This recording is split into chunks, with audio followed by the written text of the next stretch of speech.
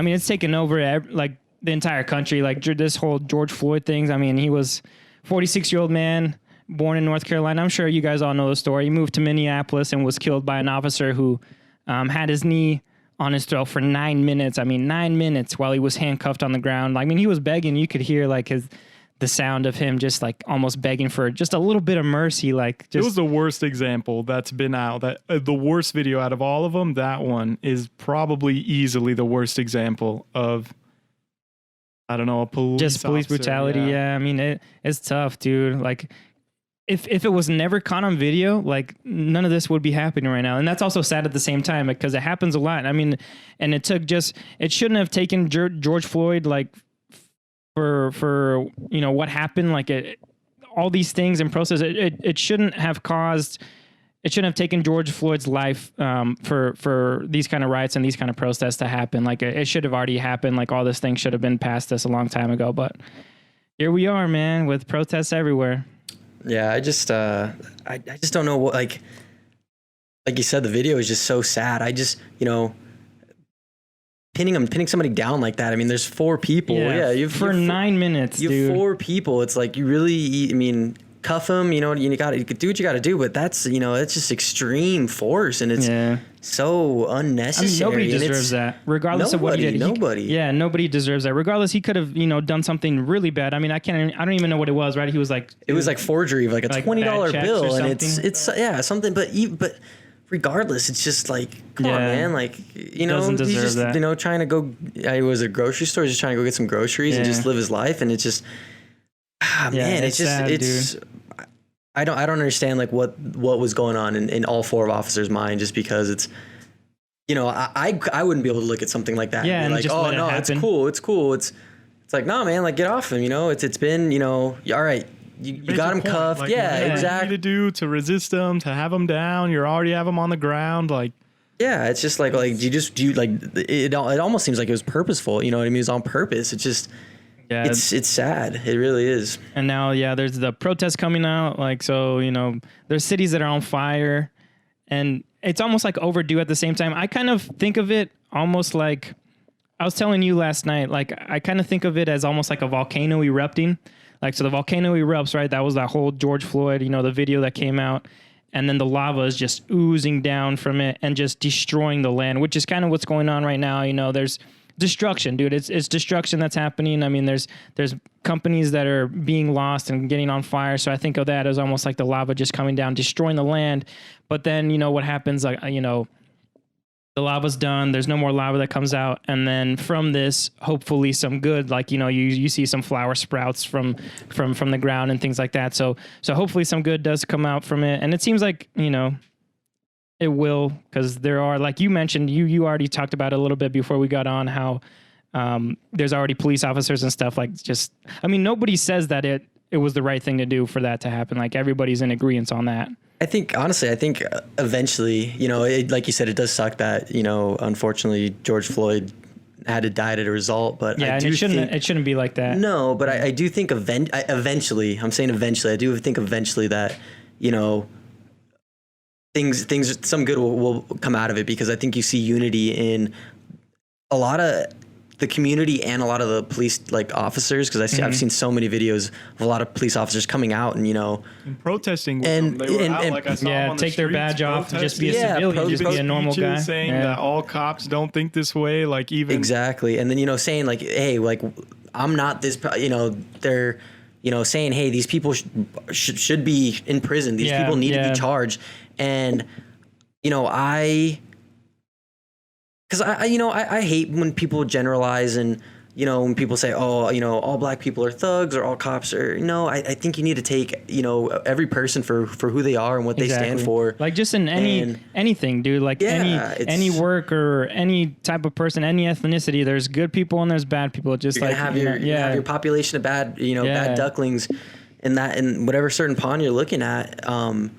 You know, that being said, I don't really agree with the riots, the protests. Absolutely. I just think that, you know, destroying your own city, and you know, personally, I just think that, you know, a lot of people are using this as an excuse to go out and, you know, kind of just be a hoodlum and go, you know, steal for their own benefit. And I think that they're using George Floyd's name for that. And I don't think that's I don't think that's right. I don't think he deserves that. I think, you know, I don't think he'd want that. You know, I read something about his girlfriend saying that, you know, he loved the city. Yeah. He doesn't want to see it in flames. Yeah, exactly. That it's just, like I said, I think, you know, peaceful protest is the way to go. And I think eventually, you know, I just think eventually some good will come out of it, but I think the rioting is going to kind of combat that a little bit. And I think if we can just find a better solution, because it's almost like George Floyd's name has kind of been buried.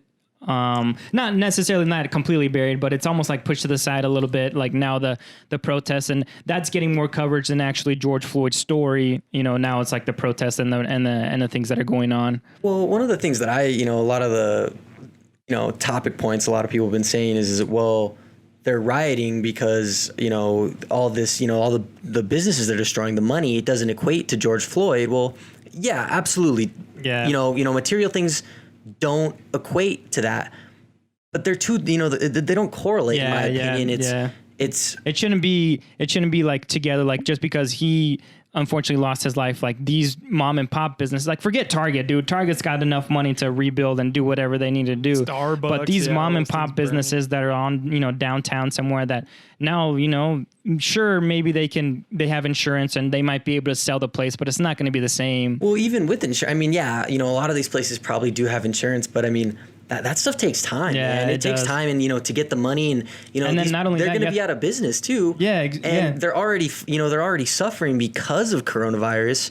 It's just adding, you know, it's just adding a lot more hurt to these businesses, and it sucks. Really is. I think it sucks. And I'm sure I haven't seen it reported or anything, but I'm sure that there's still people like dying over like these protests and stuff. Like, wouldn't you think that there's people that are losing their lives? I mean, we saw a couple of videos of like, I think I saw this video of this dude just getting like a rock thrown, like a big rock getting thrown in his face, and he's just like on the ground lying like almost lifeless. I don't know if he died or not, but it's like, man, dude, like it shouldn't be like that. But at the same time, it's like almost like, what else did you expect? You know, like going back to, let's say, Rodney King, like LA was on fire. Like when those things were going on, when Rodney King was still alive after he got beat. So, and then just this George Floyd is, you know, it's on another level because that was just LA, dude. That I don't think there was any imagery of now because social media is involved and everything.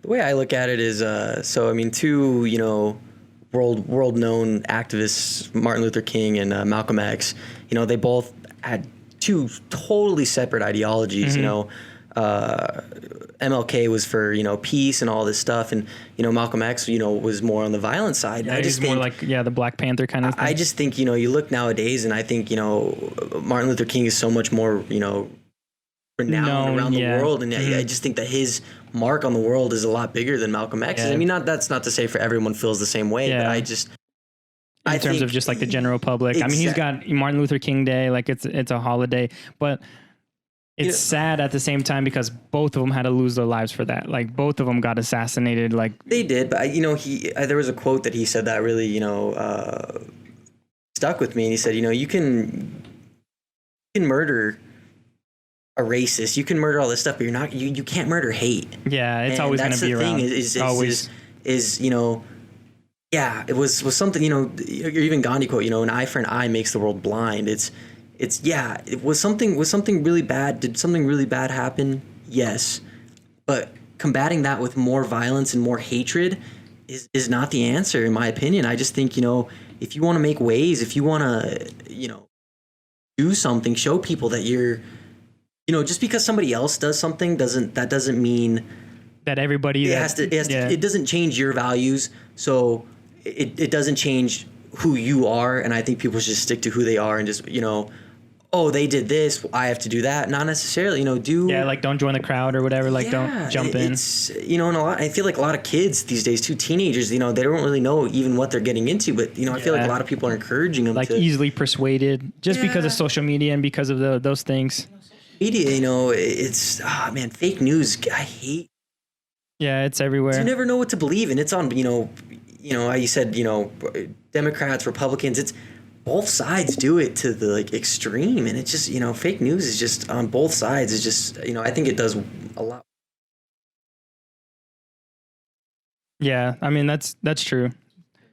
Don't know what to believe these days, and it sucks. Yeah, you mentioned something right about like people that are the ones that are actually tweeting versus the people that are just like reading tweets. Like he mentioned something about like most people just go on Twitter to read tweets, and then it's like these people that are doing the tweeting are the ones that kind of want to grab the attention. They want vocal ones. It's the 1 or 2%, like 99 or 98% of like Twitter users don't tweet. It's mostly like the one, like you see people who maybe have 100 tweets, and then you see dudes with 70,000, 60,000. They're just the ones that continue tweeting, and they're the ones that I want to say, like what you're saying about Democrat and Republican. The vocal ones are the ones that like pick sides or almost force everybody to pick sides. So they tweet something, and then they're either filled with comments that are all about him, like all supporting their point of view, or either comments that hate their point of view. It's never like neutral. It's always just you're either 100% in, or it's always not. Like pick a side. It's like you pick one side or you pick the other side, and that's it. Like there's no neutral ground there. There's no gray area. Like it's just black and white, and that's it. I think journalism too is just taking such a bad, like, because you'll see the headlines where it's obviously people get mad, like clickbait. Yeah, clickbait and stuff like that, and people are getting mad, and they're saying they're condemning this website. And I agree with it, but if you look at it in the the grand scheme of things, that tweet where they're condemning them got like 300,000 views. Yeah, exactly. And it's there's no such thing as bad publicity. So I honestly feel like these journalists are doing that on purpose, so it stirs up the pot. And if 300,000 people are reading that headline, guarantee you most of them are gonna be entering that site. And I think it's things just don't need to be. I know, yeah. As like, know how to put it into words. It's just I know. Don't give it so much attention. And exactly. It's like you feed into it. Like we were talking about, I think last episode with Tyler, we were talking about how like the whole Trump thing and how Trump is able to grab so much attention, and the media at the same time is like feeding into it because they're covering that.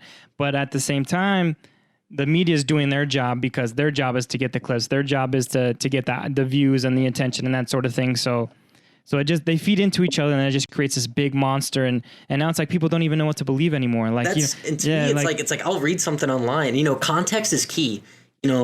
Context is so key because somebody could take a little snippet and they can construe that little snippet into a whole different whatever story, agenda that they want. They want, and it's just it's very sad. It's.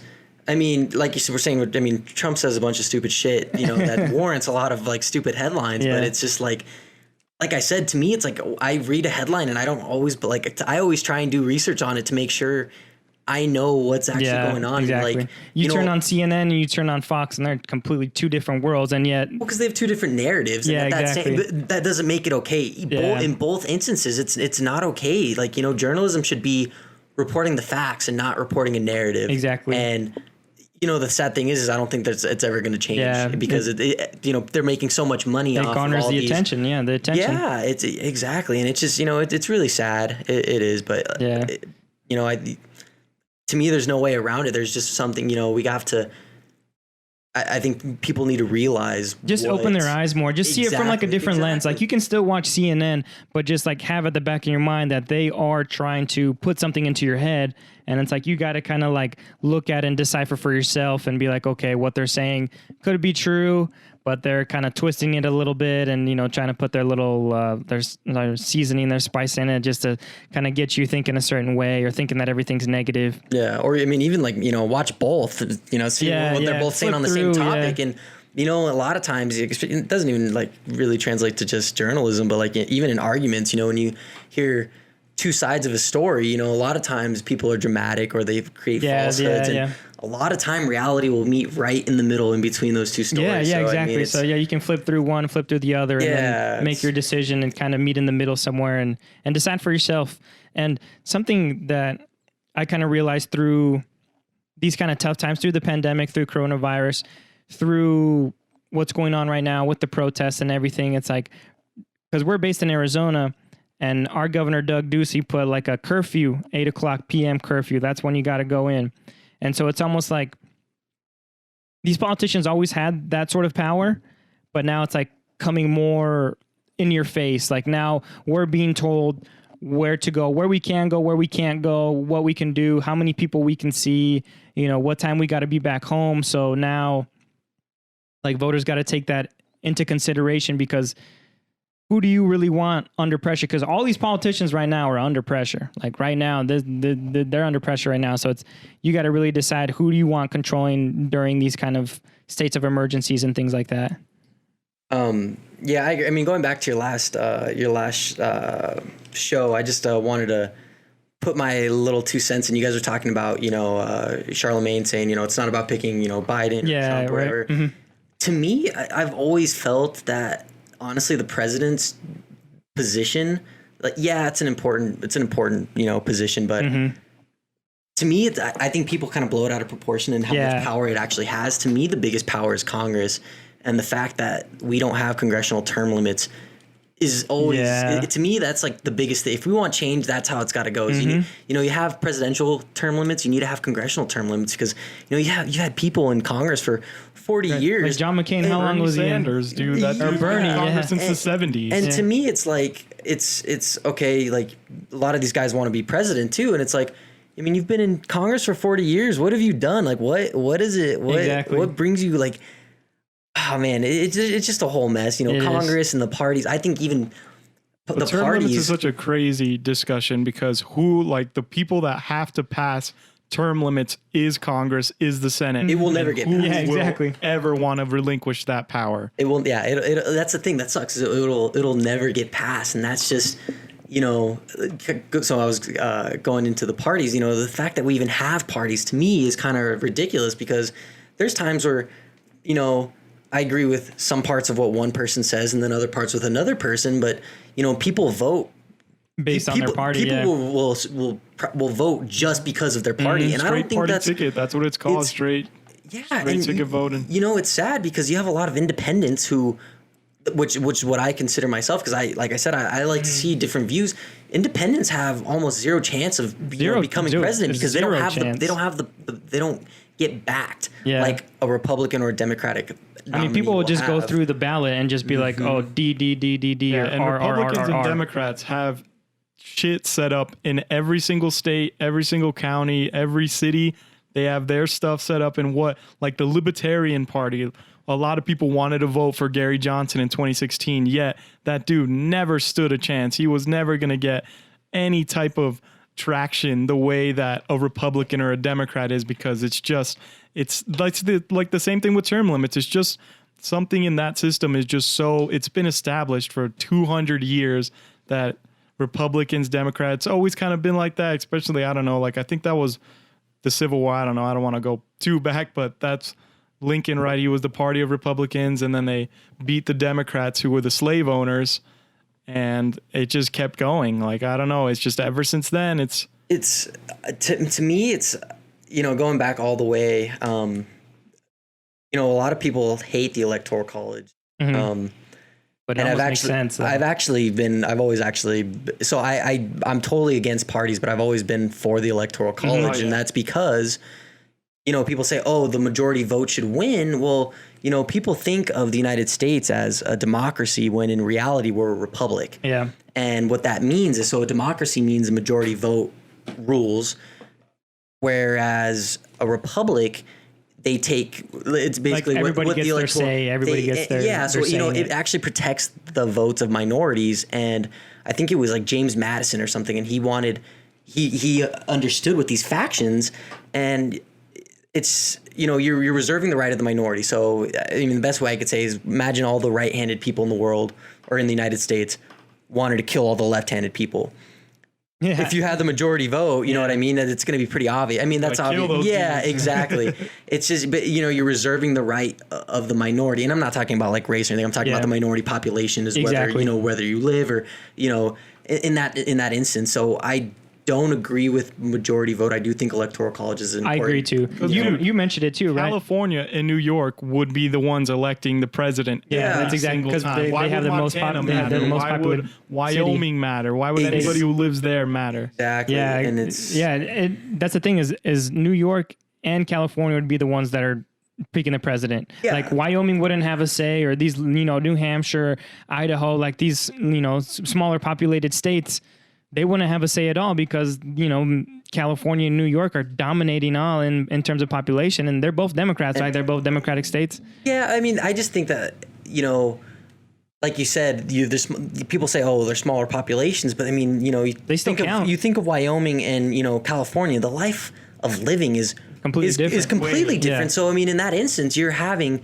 you know, states where they have crazy populations dictating the lives of people in other states that they don't even know. Like, they don't even know their lives. They don't know what they're going through on a daily basis. They don't know what they have to deal with. Exactly. So like I said, I've always been a huge supporter of the Electoral College just based on those premises. Just that, you know, everyone deserves a right.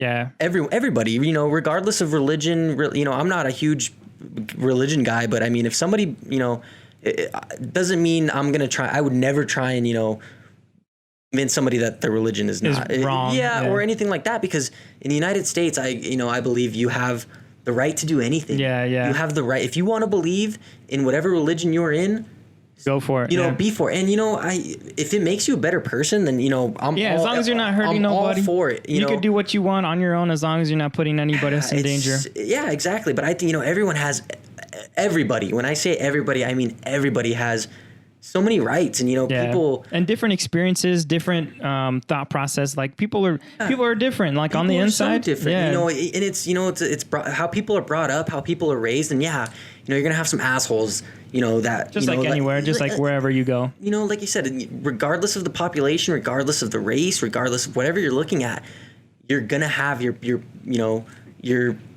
seeds, your bad seeds. But.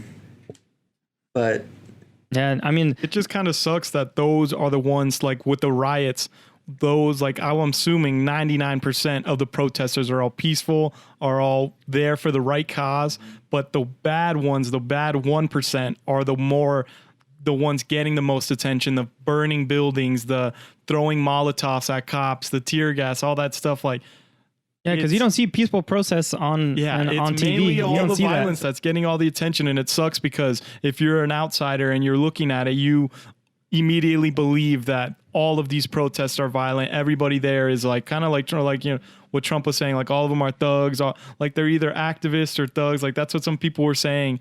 Like I think it was what you're saying about like CNN and Fox. CNN literally was showing like a burning building and they were calling the people there activists. When you're watching it, it's like, that's super violence. That's not activism. That's like, oh man, it just all goes to like fake news. Because I mean, I've seen reports where it's like the same newspaper in different areas, depending on their demographic, will change the headlines, switch it around. Yeah, but it's the same newspaper. Yeah, and then or like, you know, they'll use pictures from other stuff to make it look like things are worse, and that's why I think. I mean, to me, it's like, you know, people say, oh, journalism is it's our freedom of speech.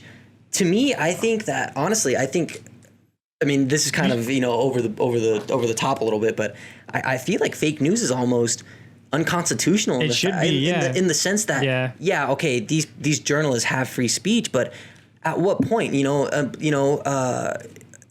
have free speech until it starts infringing the rights of others, and I think heavily that these major journalisms they're infringing the rights of everybody. I mean, you know, can somebody go and, you know, do like a bomb threat? You know, is that freedom of speech? No. I mean, that's being super radical. You're insinuating violence, and that's exactly. So until that point, and I think, like you said, it's just, and it's just a huge headache, and it's so sad. The more you think about it, the worse it gets. Like the more you keep thinking about it and debating over it, it's like, man, this is bad. Like, and it's all about money, which is, you know, people.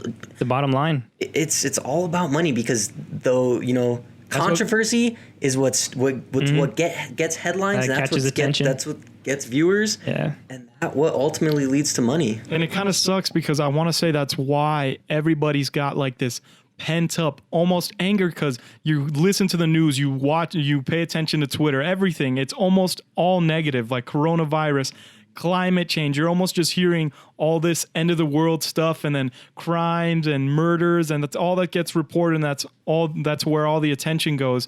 And you're a young person and you're sitting there like, what hope do you have for like the rest of your life or the world? Like, you're just sitting there angry listening to all this stuff, and it's just, I don't know. It makes it just worse, especially right now, I guess, with COVID and being locked up. And then, I don't know, it obviously was reported at the beginning that it was going to be a lot worse than it ended up being.